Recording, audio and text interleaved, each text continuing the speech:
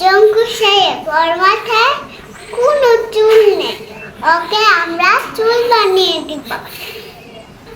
এখানে তিন লেখা আছে, আমরা তিনটি চুল দিব। 1 2 3। এখানে আরো তিনটি চুল আছে, আমি আরো তিনটি দিব। 1 2 3। এখন দেখবো মোট কয়টি চুল হলো।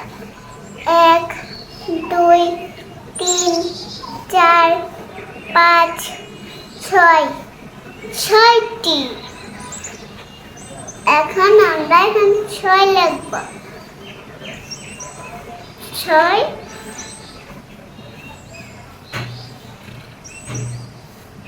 6